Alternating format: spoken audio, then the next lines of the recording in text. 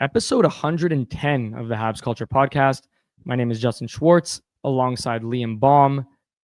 The Montreal Canadiens have now won their two first games at home, including their home opener against the Seattle Kraken by a score of 5-4 in overtime, and their second game at home against the Nashville Predators by a score of 3-2 as well in overtime. Both of those games have one thing in common, and that's Cole Caufield scoring both overtime goals to put the Canadiens ahead and win the game, which has honestly been very fun to watch, especially as the Canadiens get their season opened at home. That's 4 goals in 2 games for Cole Caufield, 5 goals on the season through 5 games for him. It's been pretty fun to be a Habs fan, Liam, through the first 5 games of the season. 4-1 so far. Some crazy performances from some other players.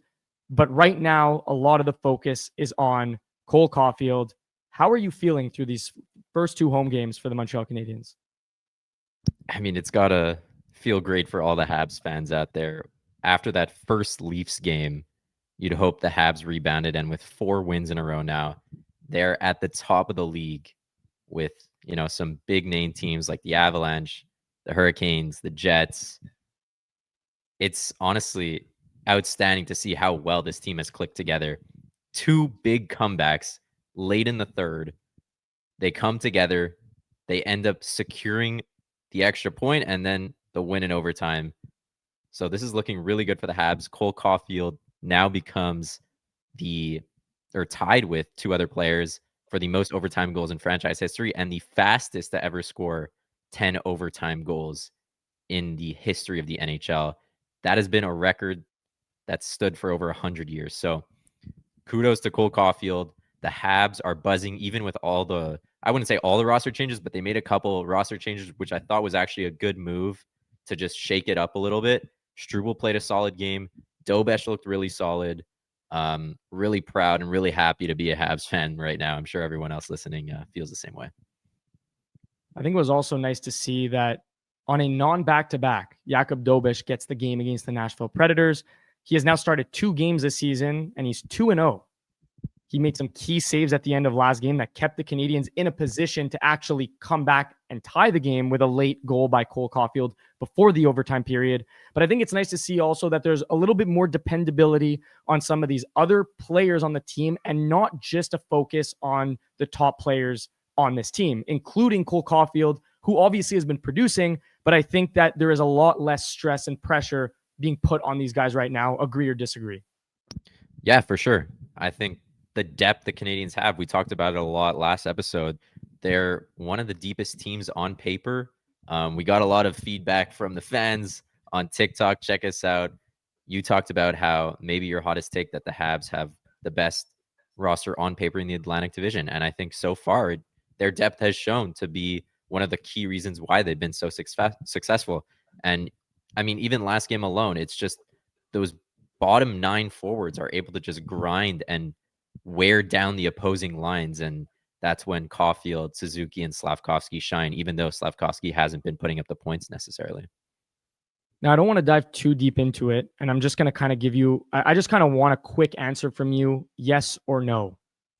Should the Montreal Canadiens and the Montreal Canadiens fan base, based off the first 3 seasons of his career, be slightly worried about Juraj Slafkovsky? I'm going to say yes. I don't know if you want me to get into it, but I'd like a line or two. Yeah. Honestly, just because we can go into all the advanced stats we want, but at the end of the day, at least for me, and this is before I let you kind of take the floor, it's more the eye test that hasn't really taken a step up, despite him being vocal about the fact that he needs to start the season a little bit better, and despite his line mates producing offensively. I think you've got it. Exactly that. And also the fact that he's a power play 1 player. He's a line 1 player getting all the minutes, all the opportunity in the world, and he's still continuing to not produce. He's still kind of, like you said, with the eye test, it's very similar to how he started last season and the season before. And all that talk, again, about him stepping up at the start of the season, it hasn't shown yet. So not that I'm saying the Habs need to make changes. They've been really good so far to start the season. But if he continues to play like this, I wouldn't be surprised if they try to shake something up, because they're not going to continue to win games coming back in the third period and winning overtime games. So their first line needs to continue to produce, and Slavkovsky's a big part of that. Now, despite these last 2 wins, and maybe this is where, in sports, as a sports fan of any team, of any sport, it's never good enough. It's never good enough because game to game, things always change, right? If we're a fan of the Chiefs, or if you were a fan of, a dynasty like the Tampa Bay Lightning, it's obviously easy to cheer more times than not, but it doesn't change the fact that there comes a point in time where you're no longer satisfied. The Canadiens are 4-1 in a short season so far.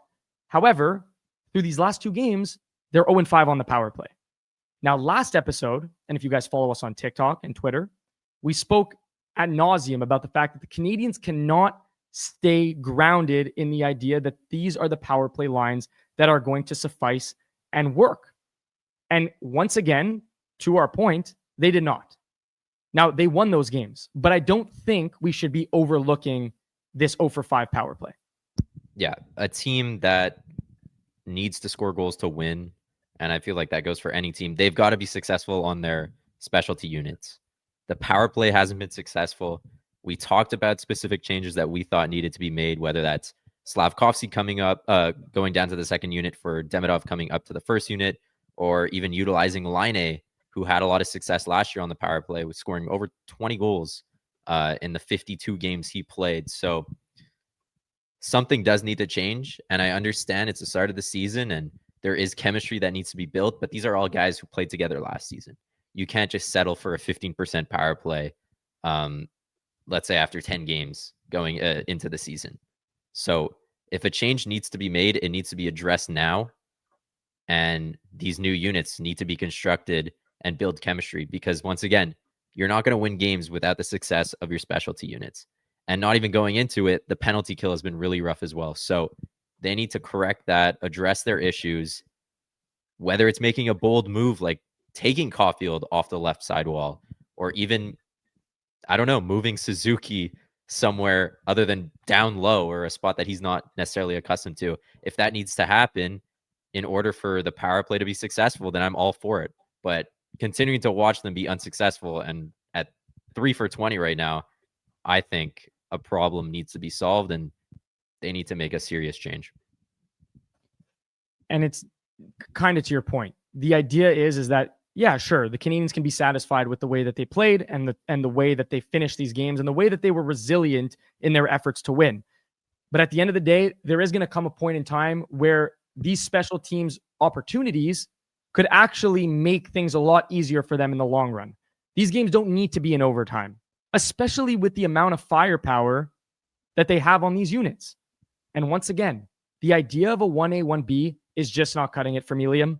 I understand that you have a lot of talent, a lot of internal talent, and truthfully, that's a better problem to have than no talent at all. But I will say that I'm more of the opinion of stacking one unit and getting your most creative and productive and skilled guys on that first unit, and to hell with the guys that are on the second unit. We need to put more emphasis on that first unit and ensure that those guys are capitalizing, because right now neither unit is capitalizing, and as a result they both look bad, they're not clicking, and we're getting no production at all. So I rather the first power play unit maybe go 1 for 3 and the second power play unit go 0 for 2 than no goals at all. I agree. If you're scoring one of every 4 power plays, that's still one of the best power plays in the league. And I think the Canadiens are very capable of doing that with the skill they have on their roster. So again, I think they need to address this issue, because they're not going to continue to win games if, you're scoring once every 12 power plays. It's just not going to work. We'll move on now from the power play, and we've already addressed, kind of the idea that the Canadiens have won these 2 games in late game heroics due to Cole Caufield for the most part, but other notable guys over the last 2 games that have produced, whether that's a guy like Ivan Demidov, 2 points in his last 2 games, a +3, a beautiful goal on a nice play by Laine, a beautiful assist to Newhook to open the scoring against Seattle. Mike Matheson quietly with 2 points in his last 2 games. Nick Suzuki, 2 assists in his last 2 games. He has 7 assists in 5 games. No goals, though. He rung one off the post or the crossbar in overtime against Nashville, but didn't finish it off.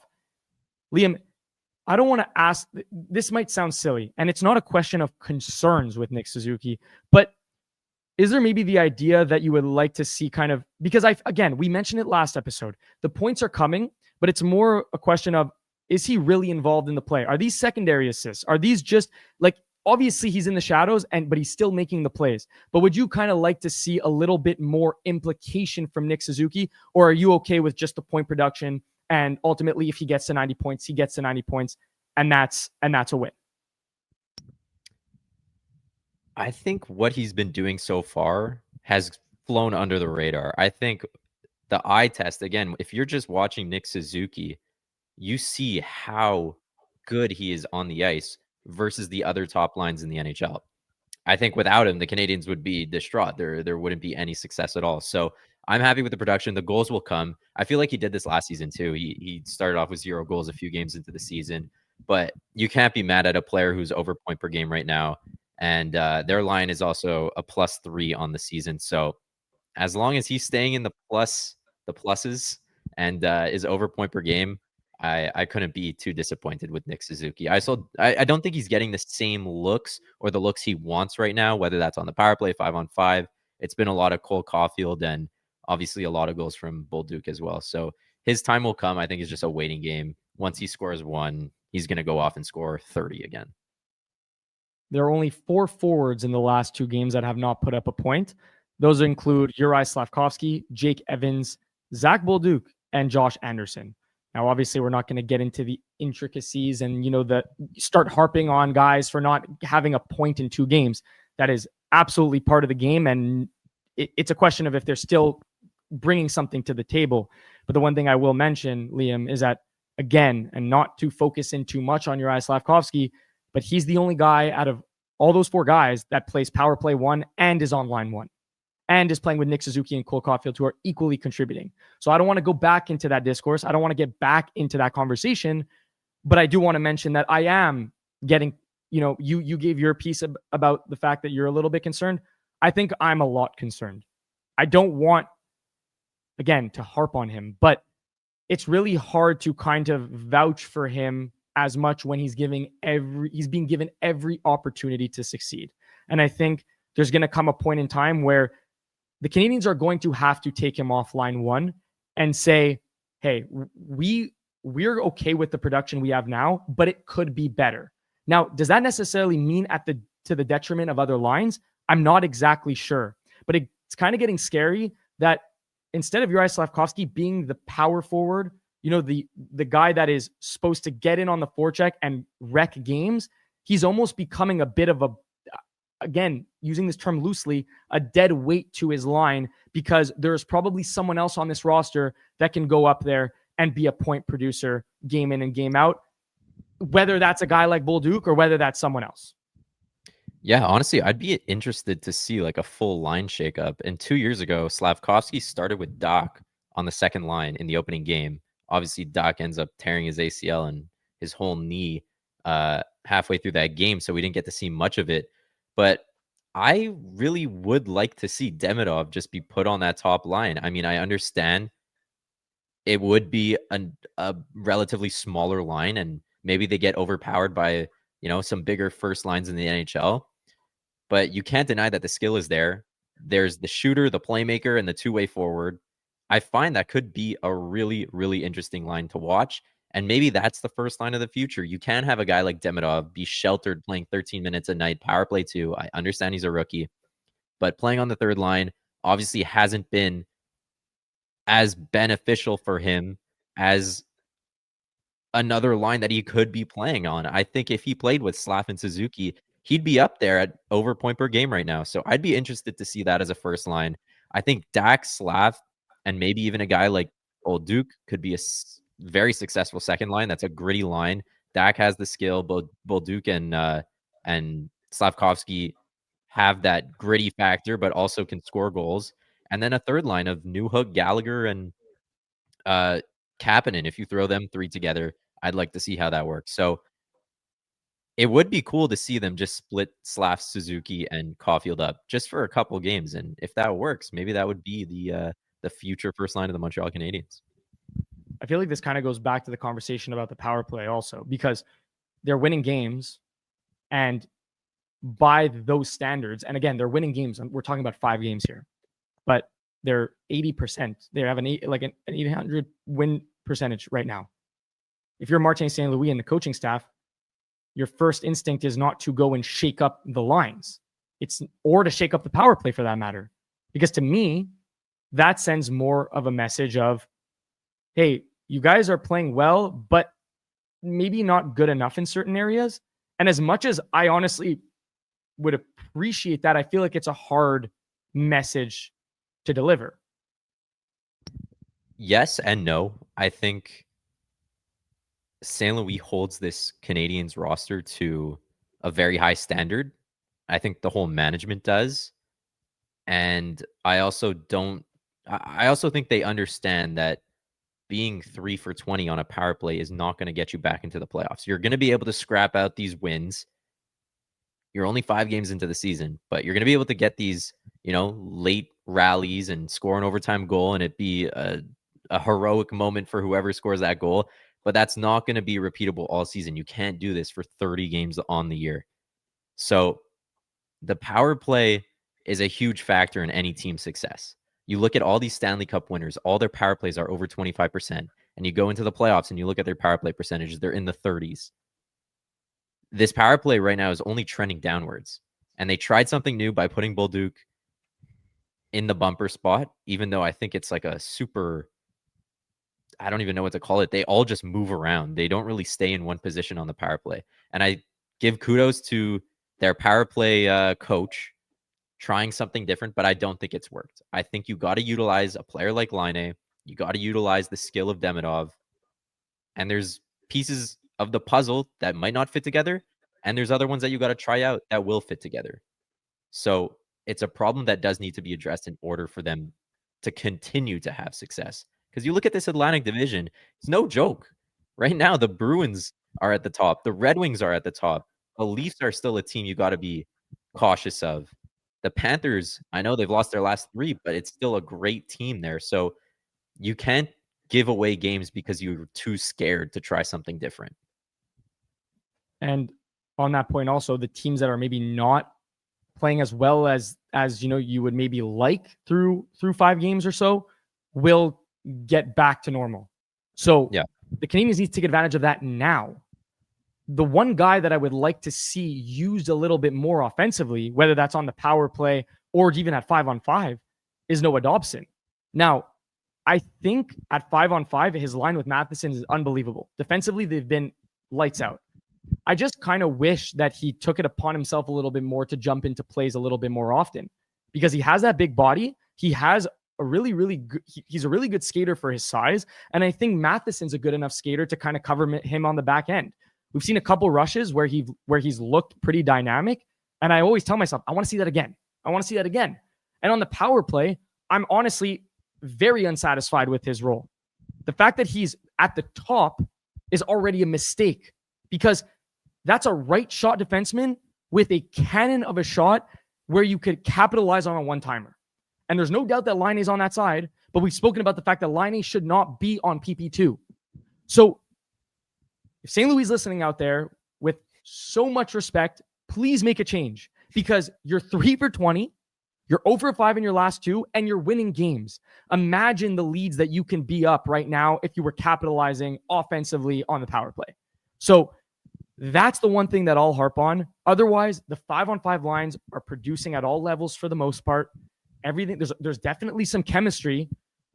And Ivan Demidov is an electric hockey player. I know those 3 things don't necessarily mesh together, but wow. Like, genuinely impressed. I think that the minutes need to take a tick up, like you mentioned already.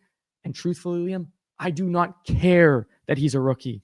I do not care that the Canadiens have a good base with Caufield, Suzuki, Slavkovsky, who obviously all have a few more years under their belt than Demidov does. This guy is electric. Give him minutes. And maybe if you want to shelter him defensively, okay, give him some guys that can, lock down a little bit better defensively. But he hasn't looked like a liability defensively yet. Not at all. So, in that overtime, those active stick moments, blocked off a 2-on-1, cut off a lot of great offensive plays for Nashville. So he hasn't looked bad at all. I'm just saying I think Suzuki, Caufield, and Demidov would be an electric line. I don't care about the size factor. I think you throw Dak and Slav together, they're going to be the ones handling the bigger players. Liam, fans, in my opinion, right now are not ready to have that conversation. I don't think they're mentally prepared to have the conversation, because what that entails to me is moving, obviously, Demidov up to the first line. And now Slavkovsky, who is already not producing with the top guys on the team, now you're putting him with guys that have not produced anywhere near the level that Caufield and Suzuki have so far this season. What does that do? I want to ask you something quickly. Do you think the management and the coach keep Slav on that first line because they're scared of what his production could look like if he wasn't playing with Slav and Caufield, and what the media, what the fans would say when their first overall pick is not putting up more points than he did last season? I would say absolutely. I think at this point, you're kind of hanging on to something that may be not there. And it's not to say that Slavkovsky can't be a great middle six player on a contending team due to his ability to get in on the forecheck and score a few clutch goals here and there, make some big hits, and change the game in that aspect. But he's not going to be the point producer that maybe some fans expect him to be. And I don't think he's going to be that complementary player on the first line of the future that some fans expect him to be. Now, I think people need to start throwing out the window the idea that just because he's a first overall pick means that by default, he needs to be playing first line, first power play. Because ultimately, there are other guys that will seize the moment and take advantage of their opportunity on that first line if they were given it, because Slavkovsky isn't doing that right now. And if you take a look around the league, I wish the Canadiens were not so hesitant about playing their rookies. Like last season, it took how many games for Hutson to be put on power play 1 after the power play sucked? If you look around the league, like I just said, the Anaheim Ducks have put so much trust into Leo Carlson, Cutter Gauthier, and these guys are producing. They're leading the league in goals for per game because of those players. So I understand, again, it's been 5 games and you got to calm down before making any crazy assumptions. But I think what we're seeing right now isn't going to lead the Canadiens to success. And again, I can't believe we're saying all this negativity with the Habs being 4-1. And again, we're both very content with these comebacks and the strong play by the Canadiens, but you want to have consistency. I think that's something the Canadiens have always lacked with their goal scoring ability and their defensive ability. So I think they need to establish permanent lines that will have success going forward. And I know there's going to be cold streaks throughout the season, but this is now the 3rd season in a row where Slavkovsky starts off super slow. And you can't just let this fly every single year. You need to send a message. And I'm sure a message has been sent to Slavkovsky, but if there's a guy like Demidov, you don't want to shelter him and ruin his development, because I think he is that true number 1 right wing that the Canadiens have been looking for 20 years now. I think if you put Demidov on that first line right wing, I think you would see some serious magic out of Caufield, Suzuki, Demidov. Like 3 brilliant players, all with different skill sets, like you mentioned before.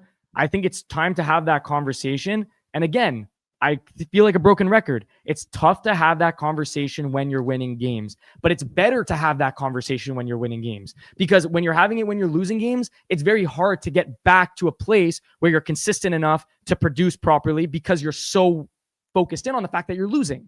But you're winning games now. The small tweaks in the long run will make a huge difference, whether that's on the power play or 5-on-5. And I think that they need to be established now, especially while things are going well. And I'm not saying make drastic changes. We're talking about a player or two that moves up a line or down a line. That's all.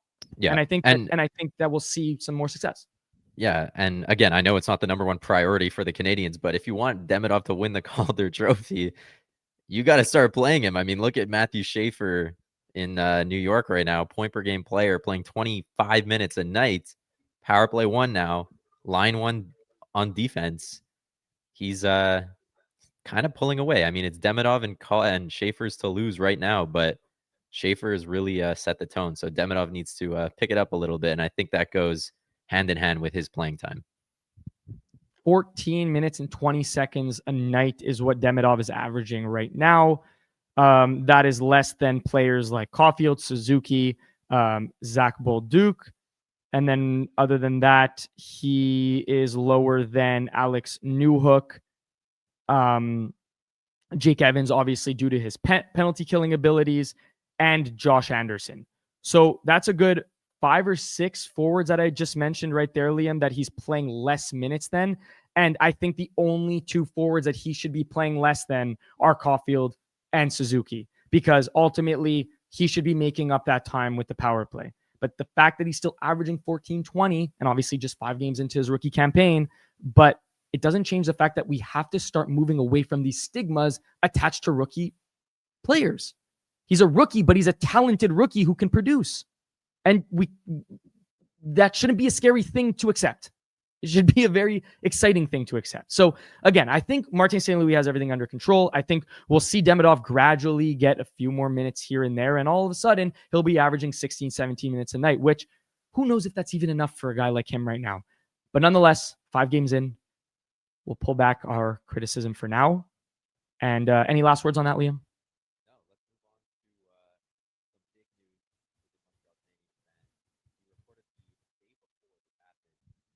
No, let's move on to the next topic of conversation here. Big news for the Montreal Canadiens community and fans waiting all summer for this pretty much. Lane Hutson signs an 8-year contract, $8.85 million per season. And obviously, we talked about it, how we believe that Lane Hutson was a team first guy, looking at the other Montreal Canadiens players' contracts. He was buying into the system as well, signing a team friendly deal. And I think every single player that's coming into this organization and sees these contracts that are being signed by their biggest players, you have to buy into this system. You have to. And every couple million that the Canadiens save on each of these players is going to add up, and it's going to lead to another huge player that they're going to be able to afford that is going to set them over the edge. I mean, you look at the Panthers contract situation. They had all these guys around 10 million, under 10 million, whereas, the Toronto Maple Leafs is the perfect example to look at. All these guys over 12 million. It never worked out. But the Panthers were able to go out. They were able to pick up a guy like Brad Marchand at the deadline. They're able to afford his contract, and they go on to win the cup again. So all these couple $1 million that they save can all go into that one big move that'll put you over the hump and will get you the cup. I think it's a crazy thing to buy into in a good way. And I love how all these guys are just best friends. They just want to play hockey. They just want to win and are willing to take that sacrifice and take a couple $1 million less. I mean, what's a couple $1 million anyways? Right. Especially for them. But, and just to add on to that, Liam, since signing his contract, Lane Hutson has 4 assists in his last 2 games. So, 3 assists in his last 2 games. That's my mistake. For anyone that was on the narrative that Lane Hutson was, a little rusty or a little bit nervous due to this contract negotiations, maybe you're right, maybe you're not, but it doesn't change the fact that Lane Hutson has produced since signing his contract, and he saved a very crucial empty net goal that was almost scored by Nashville to seal the deal in last night's game.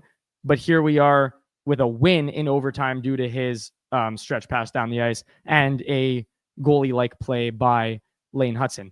And just to add on to, this whole thing, Liam, about the salary cap and kind of mentioning how they're bought into a system. They're bought in to a hierarchy that exists. And they're willing to respect it because they care about winning. Well, just for reference, for next season, obviously the cap space is going up.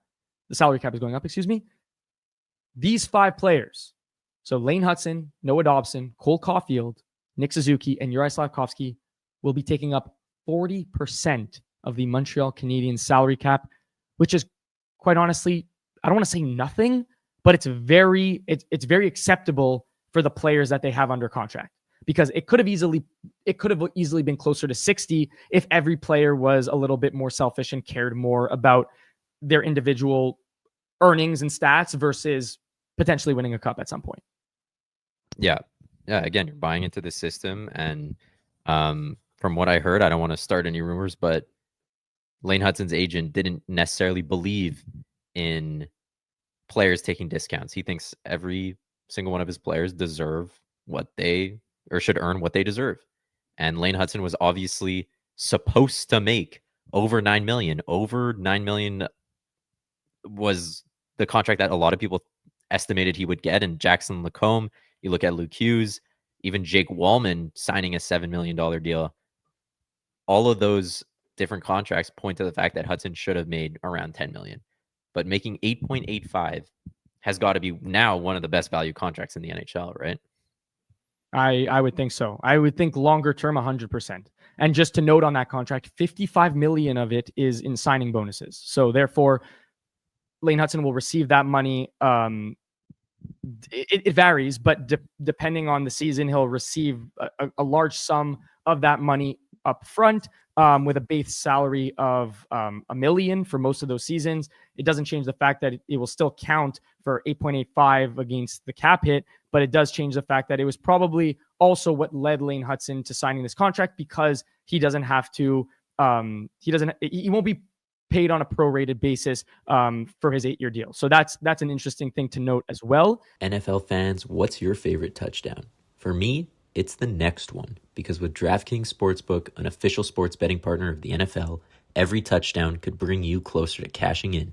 From first touchdown score to anytime TD props or the thrill of live in-game betting, every snap is loaded with opportunity. Here's the best part. Bet just $5, and if your bet wins, you'll get $200 in bonus bets instantly. Your team hitting pay dirt pays out to you. Download the DraftKings Sportsbook app and use code THPN. That's code THPN to turn $5 into $200 in bonus bets if your bet wins. In partnership with DraftKings, the crown is yours.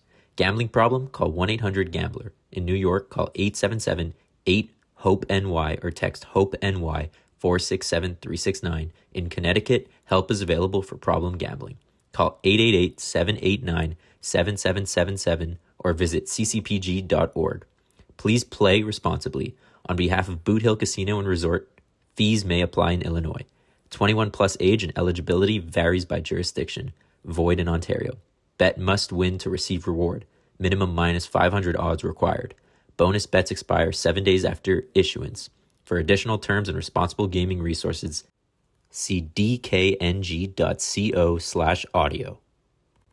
And I think this kind of brings us to our last topic of discussion today, Liam, which is a very interesting one, because you have Suzuki with 7 points in 5 games. You have Cole Caufield with 5 goals in 5 games.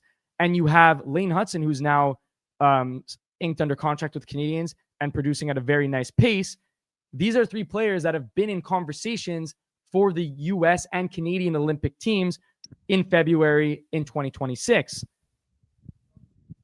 Now, Lane Hutson was a late add to the camp for the USA Olympic team. Cole Caufield was invited to the camp, as well as Nick Suzuki for the Canadian team. But again, these are guys that are not locked in whatsoever to be getting any sort of minutes on these teams, considering obviously the firepower. Let's go one by one here, but let's focus in on Cole Caufield and Lane Hutson. Let's start with Cole Caufield. Is this a guy that you think, now that Brady Tkachuk is also injured for 6 to 8 weeks, which doesn't necessarily change a whole lot because he'll be healthy by the time the Olympics come around, but does this kind of give him an opportunity to seize the moment, produce, and prove to Team USA that he's a goal scorer and should be somewhere in this lineup? I think if you look back to the Four Nations tournament, the U.S. was 1 goal away from beating Canada and winning the championship. And taking a look at Cole Caufield's production to start the season, his clutch factor, scoring back-to-back overtime game-winning goals for the Canadiens and one game-tying goal in the final minute, the USA management has got to look around and see that this is a guy you want on your team. This goal-scoring ability is not something that's easily come by in all these NHLers. And I understand he's an undersized winger. He's obviously not suited to play a bottom six role. But scoring 10 overtime game-winning goals is something that's really hard to come by.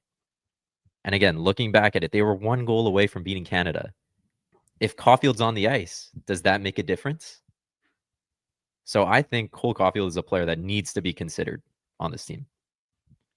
Now, maybe this will be a little bit of a trickier question because it might be either open-ended or rhetoric. I don't really know, or rhetorical. But do you think that Cole Caufield's chances of making the roster are greater or lesser? Like, let's say now, again, there was the Four Nations tournament and the Olympics tournament. Do you think, and I know he didn't make the roster for the Four Nations tournament, but let's say everything being equal right now, do you think that he has a greater chance of making one roster over the other? Because for me, I think that his skill set bodes well for a smaller tournament or a shorter tournament. So the goals, you need goals. You need goals. Whereas the Olympics, a little bit of a longer tournament, need a little bit more structure, I guess, because of the longevity of it all, a little bit more, I guess, what's the word I'm looking for? Experience from that roster. Is that something to you that changes at all, or does your argument still stay the same? I don't think so. I think what he brings to the potential roster of this team, the amount of games in the tournament wouldn't necessarily matter. I think just his goal scoring ability is what they're looking at. And is that something that's better than some of the current guys on the team? I mean, you take a look at this Four Nations roster that they had. Is Cole Caufield a better player than Brock Nelson? No question. But is he good enough to play in a top 6 to top 9 role above these crazy American wingers like Brady Tkachuk, like Matthew Tkachuk, like Jason Robertson? I think the answer is yes. I think he can outproduce these guys. And I think a hot start to the season is going to help him in the long term, because they're obviously making these rosters right now and they're looking at the stats right now. So there's probably going to be players who start really hot on the season that cool down eventually, but they're already going to be locked into these Olympic rosters. I think that happened for Four Nations. I think that's also going to happen for the Olympics. Let's move on to Lane Hutson now. Looking back at the Four Nations, the 7 defensemen that the U.S. had on their roster that played games were Brock Faber, Adam Fox, Noah Hannafin, Charlie McAvoy, Jake Sanderson, Jakob Slavin, Zach Werenski, and the list ends there. Now, as a late add to the squad, or as a late add to the camp, Lane Hutson makes his way with I guess, something to prove. And the idea is that he's going to want to probably take the last roster spot or the last D spot on this team. Now, it's a question of if he can beat out the guys that already played at the Four Nations, or even the other guys that are there that got invited to camp. Throw this question on to you, and it's a bold one. Do you think Lane Hutson, assuming these 6 or 7 defensemen stay the same, or maybe it's 8 defensemen, do you think that he has a chance to play as a one of the 6 defensemen in the Olympics? Going over those 7 defensemen, I think he can safely beat out 3 of those defensemen. And I don't know if this is a hot take. I'm sure I'll hear about it. But we'll start from the bottom. I think he beats out Brock Faber very easily. Faber's defensive ability is very solid. But I also think offense is going to be a huge part of the game in the Olympics. All these completely stacked rosters, they can't afford to take on a more offensive defenseman with a goalie like Hellebuck, a goalie like Demko, Ottinger, Swayman, and net. They can take that extra risk. So I think he beats out Faber. I think he beats out Noah Hannafin.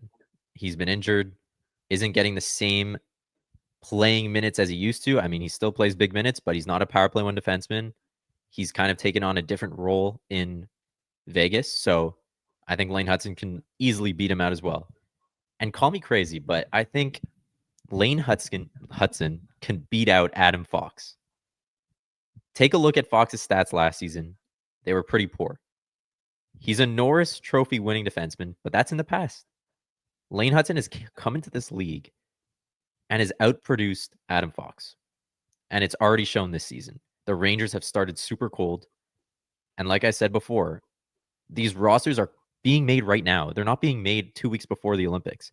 So if Lane Hutson is going to continue to outproduce Adam Fox, why would Team USA take him over Lane Hutson? Look, I'll be completely honest with you. Out of the 3 guys that you named where Lane Hutson has a chance to beat them over or make the team over them, I think the easiest one is Adam Fox. Because when you're comparing game to game, you're looking at 2 guys that are offensively gifted. Whereas Faber and Hannafin, those are 2 guys that are defensively gifted and have that size, and that bodes very, very well when it comes to creating a team. But when you're taking a guy like Hutson versus Fox, you're comparing 2 guys that play a very similar game. And the truth is that Adam Fox's defensive game is not significantly better than Lane Hutson's defensive game. And Lane Hutson's offensive production, since he's entered the league, like you mentioned, has been better than Adam Fox's. So there's an argument. Now it's a question of, are there politics involved? Is this a tough decision for Team USA to make, considering the fact that, Lane Hutson is a late add, whereas Adam Fox is not? Probably. But does it change the fact that Lane Hutson is probably more deserving of that spot than Adam Fox? I don't think so. And I don't even think it's a bold take at all. It's not a bold take, in my opinion. I think he's shown enough, and also being invited late also shows that he's obviously done enough to be invited to this team despite being left off the invite roster in the summer. So obviously there is some debate. They wouldn't bring him in if he was just going to be cut and be one of the quick options to get rid of. So I think he's obviously made a big name for himself in that USA management group, and he's a topic that's come up a lot. So I wouldn't be surprised to see him beat out a guy like Faber and even Sanderson. I think Sanderson has been really good. I think he showed that he was able to play with the big boys last year in 4 Nations. But if Lane Hutson is going to outproduce him, then why take Sanderson over Hutson? The only thing I'll say to that is that I think that Sanderson's 2-way game is very, very is too good to kind of throw away. I think after that Buffalo game, I don't know. Guy looked sure, like but I think that in general, it's tough. It's tough to think about the idea that Lane Hutson, like I said, is only going to beat out a guy that kind of is on this is of the same archetype, is of the same play style. It's not going to be Quinn Hughes, but it could be Adam Fox. My point is here is that I think that it's going to have to be kind of, okay, we're comparing 2 guys that are very similar in style. Oh, wow, Lane Hutson is kind of bringing something to the table that Adam Fox is not. Again, is it possible that it happens? I really don't think so. Again, I really don't think so. I think in our view, like in my view, to me, it's like very much a conversation that needs to be had. But will it happen? I don't think so, unfortunately. But you never know, I guess. And rooting for Lane Hutson, I just think that the way that these teams are constructed is that these management teams are set in their ways. They don't really move away from what they've done in the past. They keep a very similar structure. So I wouldn't be surprised if we saw the exact same 6 or 7 defensemen. That just threw me off. I just think him being brought in late shows that he's not just one of those final options, or not one of those like guys that you're just going to get rid of quickly early into the tryout, or however it works. But I think he's going to really put up a fight against some of these big name value defensemen like Adam Fox. But moving on from that, let's take a look at the Canadiens' upcoming games. Like we talked about last episode, they were going on a 4-game home streak here. So they got easily done with the Kraken and Predators. No struggle there whatsoever. But upcoming Saturday night, 7 p.m. at the Bell Center, Montreal Canadiens versus New York Rangers, followed by a Monday night game in Montreal versus the Buffalo Sabres. So we both predicted the Habs would go 3-1 on this 4-game home stretch. I think I'm going to change my my prediction here. I think they go 4-0. With the way that the Rangers are playing, that is absolutely factual. The fact that they've been shut out 3 times this season, in this young season, and 3 times all at home. You got to feel for Igor Shesterkin right now because truthfully, he's playing lights out and he's not getting the production from those big name players. And hopefully, Liam, that continues tomorrow night against the Canadiens because truthfully, I think it's going to be very, very hard for them to produce in that environment. And I think that they do take the win on Saturday night at home, followed by a game against, a team in Buffalo that obviously put up 8 goals on Senators, which is always nice when it's in the division. But can they sustain that against a team that honestly has their stuff together? And maybe that's a little bit of a shot against the Sens, but it's true. I think that the Canadiens are running hot, and I think that they secure that win. So I think, 4-0 potentially at home with the ability to go 6-1. And those are big games that you're gonna need down the stretch, or not, because maybe the Canadiens have a chance at actually maybe winning this division. What do you think? I said this to a couple guys on my hockey team. When I watch a Canadiens game, I just expect them to win at this point. We talked about it last episode. There's not a single team that they can't play with. So when I'm watching a Canadiens game and they were down 4-3 to the Kraken and 2-1 to the Predators, I was actually just mad. I was like, how are they not beating a team like this? So now I go into every game expecting them to win. And I know that's tough expectations to have. You're not going to win every single game. But these are games that all matter. Every single game matters. It doesn't matter if it's at the end of the season. It doesn't matter if it's at the start of the season. These extra points add up. And coming back and winning these games are so important. So I don't know where I was going with this, but I just expect the Habs to win every game at this point. Well, I think the Canadiens' only problem is themselves going forward. A young group that has the ability to beat itself every night, right? Yeah. It's the idea that they are good enough to hang around with everyone, like you mentioned, but it's a question of, are they going to have these mental lapses, which happen to every team in every game?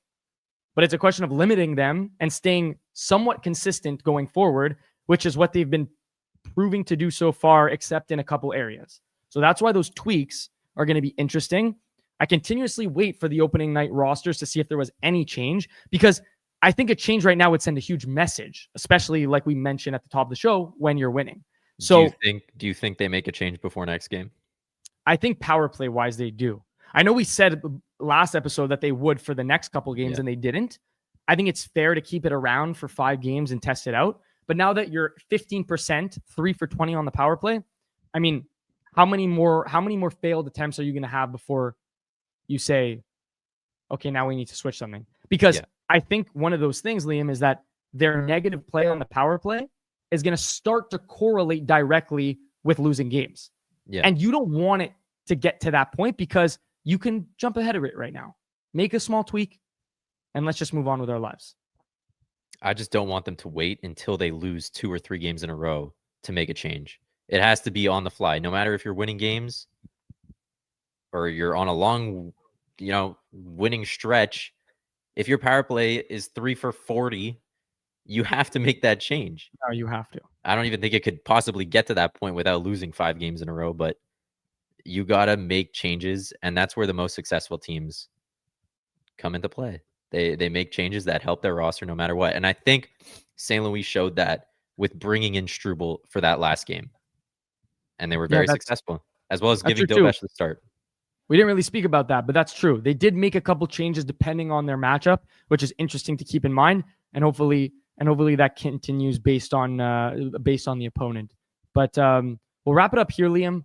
Game against the Rangers, game against the Sabres, 2 very, very winnable games.